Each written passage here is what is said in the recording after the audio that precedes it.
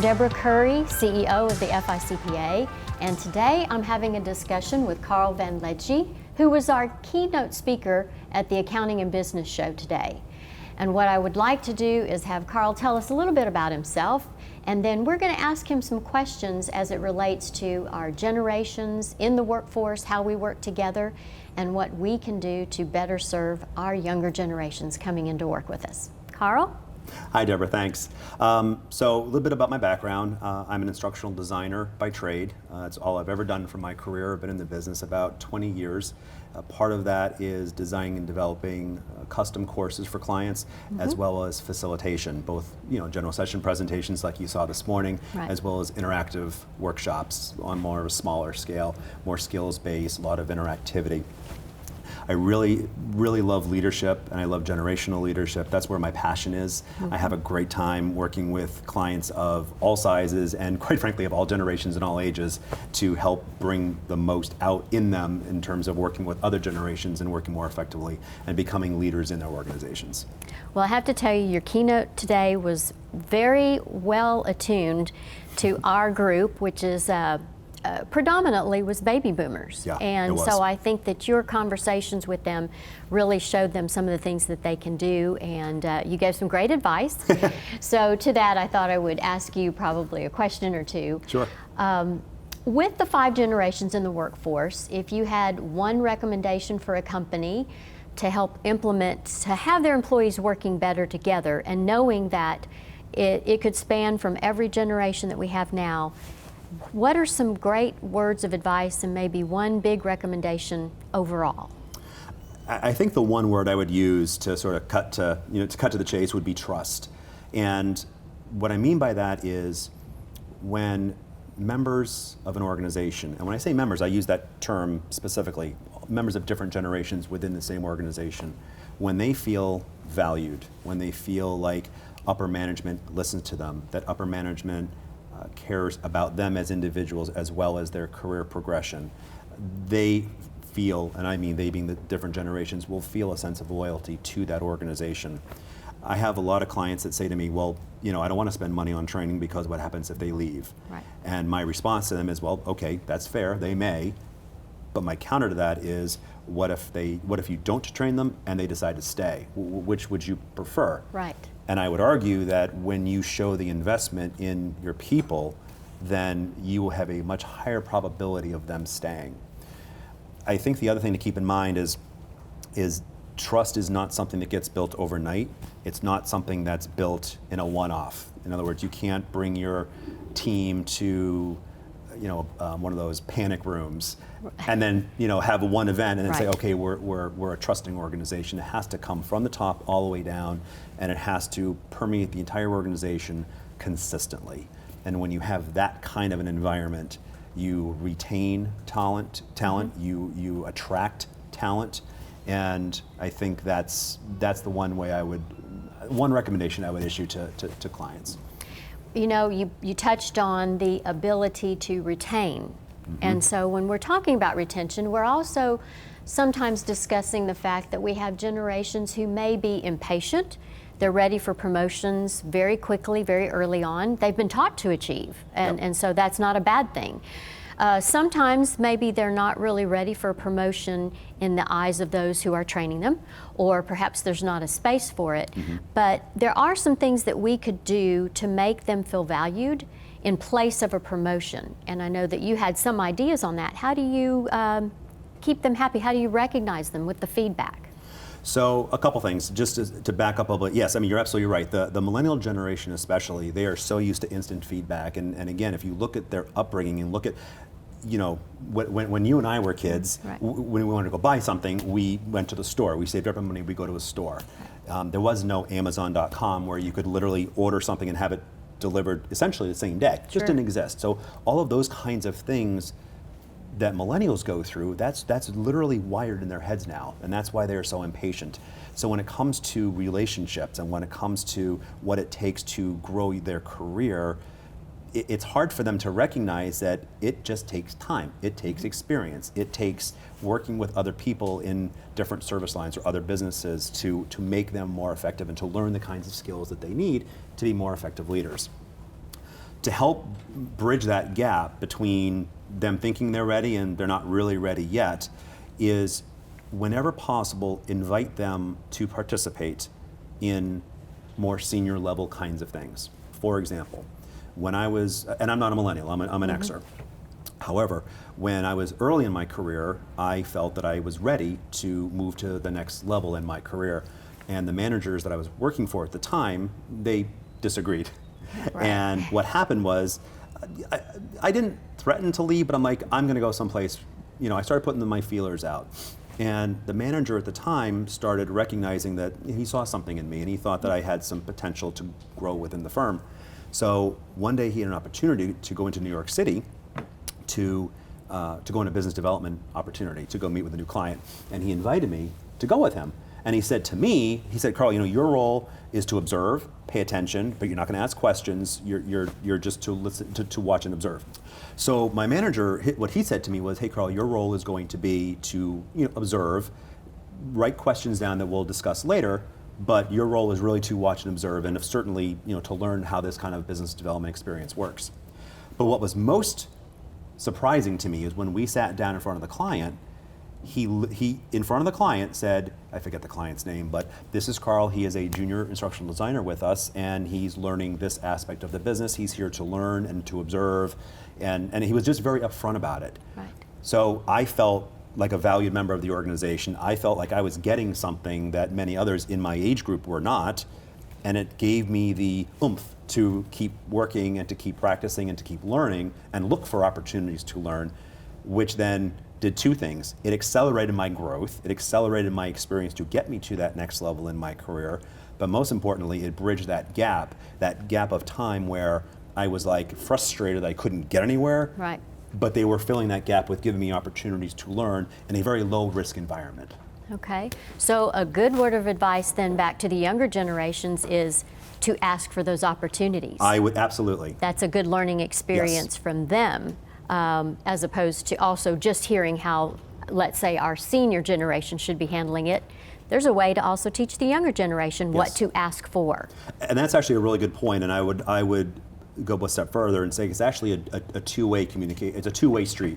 I completely agree with you. Millennials should take that initiative. If there's something about their career path or progression that they want to get better at, they should speak up and ask. Absolutely. Absolutely. The flip side of that is as an Xer manager or as a boomer manager who wants to attract and retain top talent, look for those opportunities. Right. And pursue the millennials within your organization who you think would be a good fit. So if you see a millennial who you think would be good at business development, or who does a particular good job, Right.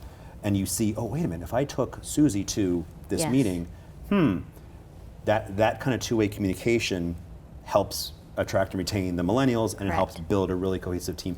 And quite frankly, it gets back to the whole trust thing. It does. Because if the manager trusts the millennial, since this is our example, the millennial is going to feel that sense of, okay, they buy me, they buy into me, they believe in me, and millennials are fiercely loyal, and I think a lot of people miss that. If you treat them well, millennials are fiercely loyal. If they feel like they're part of the team and that they're valued and that they're being heard, they will stick with you. Right. So that two-way street makes a big difference. And you mentioned that earlier, that people have a tendency to stay with or to leave people, Yes. not necessarily the company. Correct. Where they feel comfortable, where they feel valued is where they will Yep. stay. And in all of this has been a strong message for communication. Yeah. And I especially liked something you taught us this morning in relation to instant feedback, Yep. which is what the younger generations would like to hear, see, and feel. Yep. Instant feedback. So you might give us some ideas on how to do that, along with how does all of that feed into our old-fashioned annual review? Because that seems to be going away. Yes, it does. So years ago, so again, one of my, and I'll just talk from personal experience because that helps illustrate the story Right. where I'm going with this. So early in my career, and boomers and younger Xers will sort of nod their heads. Yes, you get your one annual review. You get this, you sit down with your manager. The manager's behind his or her desk, pulls out a document and goes through what you did well, what you didn't do well, and here's your 2.5% raise. Go have a nice day. Be lucky you don't get fired. Right. I'm being a little glib, but not by much. Right. So over time, there started to be a recognition that in human performance, feedback that was more targeted and more frequent yielded better performance improvement results. So several years after the annual performance review, what started to happen was companies would do, and they come by numerous terms. The one I use, after action review. So when an engagement or a particular project is done, there would be a specific review of that particular project. And those multiple projects would then roll up to an overall annual review of how you did overall, which quite frankly was a great way to, was a much improved way to do that. Sure. Because I don't think any one project, just like in professional sports, one bad game doesn't mean you're a bad player. Right. Everyone's entitled, we're all human. So like everything else, if you look at where things are today and the millennials and the Gen Ys, which are coming right on the heels of the millennials, is they're so used to instantaneous feedback. If you think about what Facebook, even though millennials don't really use Facebook, they tend to stick with Instagram or Snapchat. The minute they post something, whether it's a picture, a word, or whatever, it gets instantaneously, they get feedback instantaneously. Sometimes it even gets shared. So they're taking the whole concept of immediate feedback to that entirely different next level. So to your point, you're absolutely right. The annual review, in my opinion, is really an ineffective way to measure engaged performance and to keep people engaged and improving. Millennials and Gen Y, they are so used to getting feedback constantly and frequently. And the way you do it, in my experience, and from people that I've spoken with and talked with, is it really can vary.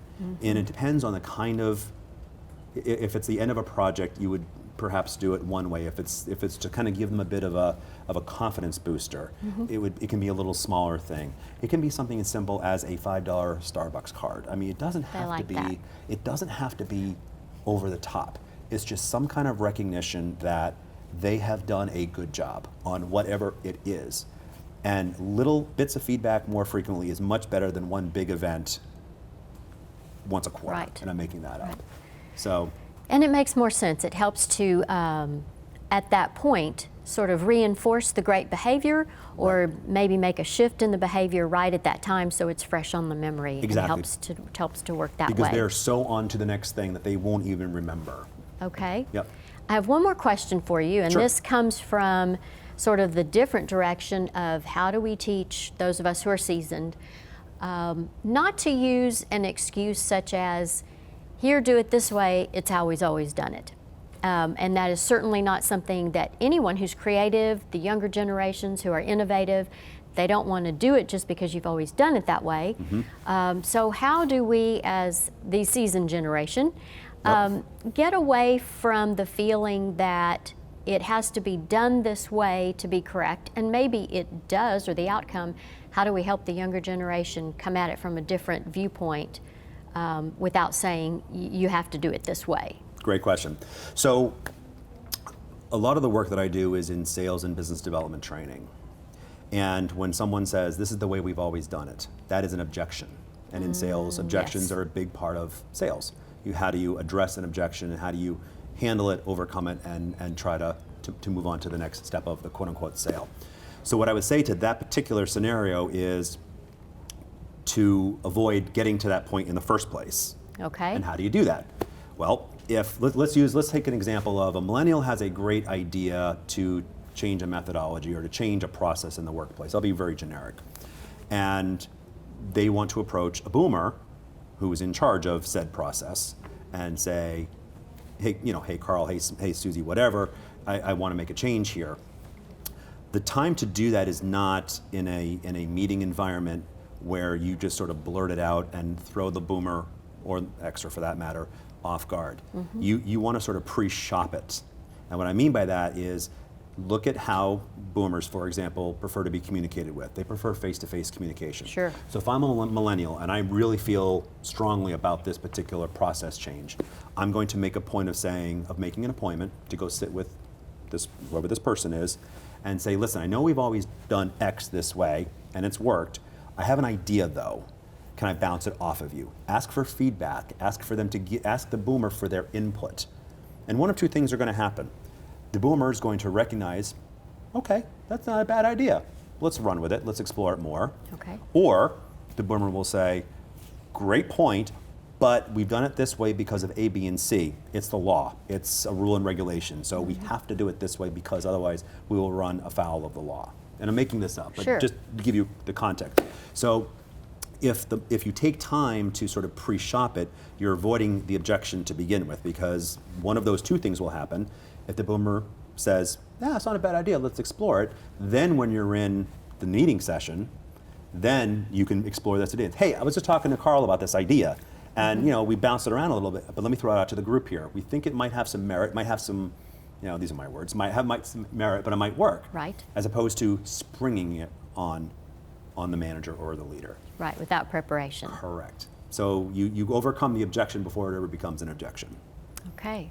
Well, you could probably give us words of advice for another hour. We really appreciate your keynote speech this morning. You gave a lot of great examples, and I think that's what's most helpful, is for people to have a takeaway. We understand an example you've given, we know how to deal with it, we have an idea. So I want to thank you for all that advice and for talking with all of us here today. You're welcome. Hope it was helpful. I really appreciate the opportunity. It was great. Great getting to talk with you members today. It was a fun session. Our Thank pleasure. you. Thank Thanks. you.